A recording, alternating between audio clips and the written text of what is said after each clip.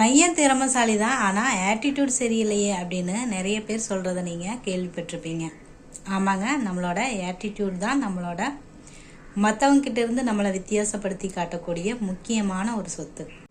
கொஞ்சம் முயற்சி செஞ்சோம் அப்படின்னா நம்மளோட வளர்ச்சிக்கு இந்த ஆட்டிடியூட் நல்லாவே பயன்படுங்க. உங்களை முன்னேற விடாமல் தடுக்கக்கூடிய இந்த 5 வில்லன்களை நீங்கள் முறியடிக்க பழகிட்டீங்க அப்படின்னாவே நீங்கள் முன்னேறத கண்கூடா பார்க்க முடியுங்க. வணக்கம் சொந்தங்களே, எல்லாரும் எப்படி இருக்கீங்க? நல்லா இருப்பீங்க அப்படின்னு நம்புகிறேன். இன்னைக்கு என்ன பதிவு பார்க்க போறேன்னா, உங்களை முன்னேற விடாமல் தடுக்கக்கூடிய ஒரு 5 விதமான ஆட்டிடியூட்ஸ் பற்றி தாங்க பார்க்க போகிறோம்.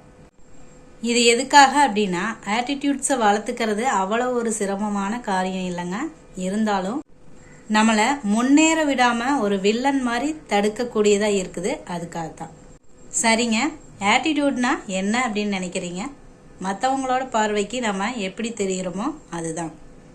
அதாவது, பையன் திறமைசாலி தான், ஆனால் ஆட்டிடியூட் சரியில்லையே அப்படின்னு ஒரு சிலர் சொல்கிறத கேள்விப்பட்டிருப்பீங்க. அந்த மாதிரி நம்மக்கிட்ட இருக்கிற தேவையில்லாத ஒரு 5 விதமான ஆட்டிடியூட்ஸை நம்ம விரட்டி அடிச்சிட்டோம் அப்படின்னாவே நாம் ஒரு நல்ல சிறப்பான ஒரு ஆளாக மற்றவங்க கண்ணுக்கு தெரியும். நம்மளிடம் முன்னேற்றமும் இதனால உருவாகுங்க. அதுக்காகத்தான். சில பேர்த்த பார்த்தீங்கன்னா சுமாரான திறமை இருக்கிற மாதிரி இருக்கும், ஆனால் நல்ல ஆட்டிடியூடாக இருப்பாங்க. அதனால அவங்க முன்னேறவும் செய்வாங்க. இன்னும் சிலரை பார்த்தீங்க அப்படின்னா பிரமாதமான திறமையோடவும் இருப்பாங்க, ஆனால் நல்ல ஆட்டிடியூட் இல்லாததுனால தடுமாறவும் செய்வாங்க.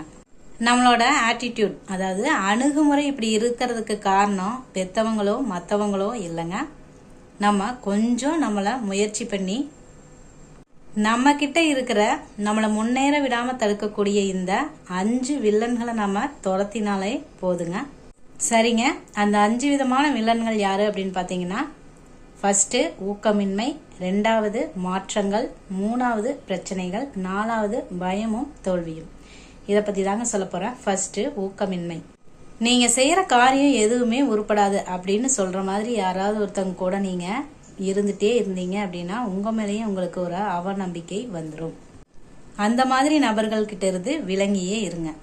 நெகட்டிவான வார்த்தைகளை பேசுறத தவிர்த்துருங்க. ஏன்னா அது உங்களுக்கு தெரியாமையே உங்களுக்குள்ள நெகட்டிவான ஒரு அதிர்வலைகளை தான் உருவாக்கும். 2வது நான் சொல்ல போறது மாற்றத்தை பத்தி தாங்க. ஏன்னா நம்ம விரும்பினாலும் விரும்பாட்டியும் மாற்றம் அப்படிங்கிறது மாற்ற முடியாது அப்படிங்கறத நாம புரிஞ்சுக்கணும். இனிமே என்னால எல்லாம் மாற முடியாது அப்படிங்கிற மாதிரி எல்லாம் எதுவும் இல்லைங்க. இது டூ லேட் கிடையாது. நீங்க முயற்சி பண்ணுனா போதும். 3வதா நான் சொல்ல போறது பிரச்சனைகளை பத்தி தாங்க. பிரச்சனைகள் அப்படிங்கிறது நிகழ்ந்தே தான் தீரும். அதுக்கு நீங்க தயாரா இருங்க. அதை எப்படி எதிர்கொள்ளலாம் அப்படிங்கிறது முன்கூட்டியே அதை பத்தி யோசிச்சு வைங்க. 1 இல்லை 2 இல்லை 3 தீர்வுகளை அதுக்கு யோசிச்சு வைங்க. அப்புறம் அந்த பிரச்சனைகள் நிகழும் போது அதை தைரியமா ஃபேஸ் பண்ணுங்க. புலம்புறதுனால எந்த பயனும் கிடைக்க போறது இல்லை. உங்களை விட பெரிய பிரச்சனைகள் இருக்கிறவங்கள பார்த்துருப்பீங்க. அவங்கள நினைச்சு தைரியமா இருக்கிறதுக்கு கத்துக்குங்க. அடுத்ததான் நான் சொல்ல போறது பயத்தை பத்தி தாங்க. பயமெல்லாம் எனக்கு இல்லை அப்படின்னு சொல்லாதீங்க. ஏன்னா பயத்தை பத்தி சொல்றவங்க கோலை கிடையாது, அதை வென்று விடுவார்கள். அதனால நேத்து நாளைக்கு இதையெல்லாம் விட இன்னைக்கு தான் ரொம்ப முக்கியமான நாள் அப்படிங்கறத நீங்க மறக்காம இருந்தாவே போதும். பயம் அப்படிங்கிறது வரவே வராது. கடைசியா நான் சொல்ல போறது தோல்வியை பத்தி தாங்க. உங்களோட மொழியையே மாத்துங்க. இப்படி நடந்துருச்சே அப்படின்னு நீங்க சொல்லி புலம்புறதை விட அடுத்த முறை நான் இப்படி செய்வேன் அப்படின்னு சொல்றது பெட்டரா இருக்கும் இல்லைங்களா? எத்தனை தோல்வி வந்தாலும் உங்க முகத்துல புன்னகையை மட்டும் மறந்துடாதீங்க. நகைச்சுவை உணர்வையும் கைவிட்றாதீங்க. ஏன்னா இது உங்களை பாலைவனத்துல பூத்த சோலை மாதிரி உங்களை காப்பாத்தி உங்களை முன்னேற்ற பாதைக்கு அழைத்து செல்லுங்க. அதனாலதான் கடைசியா ஒரு முக்கியமான விஷயங்க. தோல்விகள்ல இருந்து பாடத்தை கத்துக்கிட்டு தவற திருத்திட்டு முன்னேறுங்க. விடாமுயற்சி தான் வெற்றிக்கு வழி.